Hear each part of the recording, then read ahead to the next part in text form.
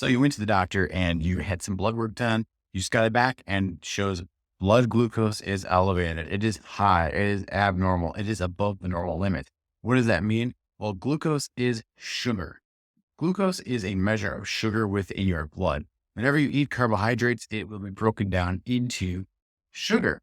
In the same regard, your body needs to maintain a healthy amount of glucose in the blood because sugar is the fuel for functions of the body, different organ functions, cellular functions. It's extremely important to maintain blood sugar levels. The liver and the pancreas are primarily responsible for blood sugar management, although there are many other organs and hormones that can play a role in this.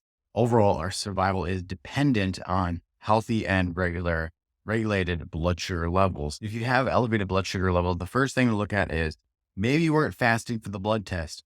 If you weren't fasting, then you're not getting a good value because the moment you eat food, that blood sugar level, the blood glucose level will increase. It's going to spike. And that is the normal response. That's a healthy response. So maybe you weren't actually fasting. In a normal blood test, you should be fasting for 6 to 12 hours, and that will give us a better indication of the actual blood sugar levels.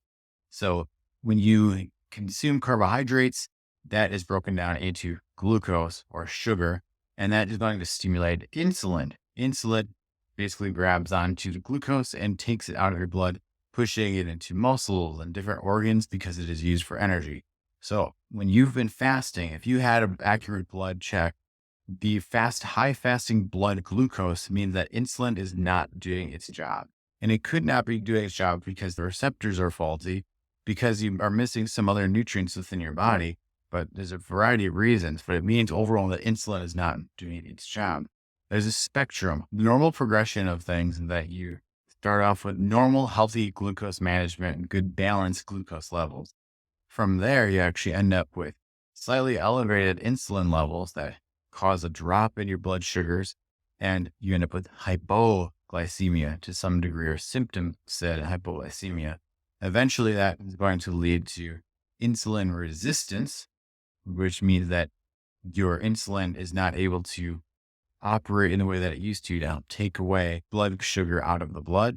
And then that will lead to frank type 2 diabetes. That is the progression. And if you don't stop it, it will simply just progress down the line. We were looking at normal blood glucose levels. If you look at the laboratory reference guide, it's going to tell you that 65 to 99 milligrams per deciliter is normal, but we are aiming for optimal, and optimal is 75 to 86 milligrams per deciliter. And as soon as you start to get out of that range, in my realm of thinking, starting at 86 for a fasting glucose, you're starting to approach some prediabetes, and we need to do some further exploration there. Got to remember, this is a spectrum. So the fasting glucose is not the best solitary test to run. We need to look at your hemoglobin A1C levels, as well as a fasting insulin level, because those three labs together will give us a very good picture of what's going on. How do you fix this? Diet and lifestyle. There's plenty of other videos that you'll find on my channel or other people's channel that talk about how to fix or improve insulin resistance with diet and lifestyle. It is reversible. Your body is malleable in this realm, and there is definitely a hope. Thank you for watching.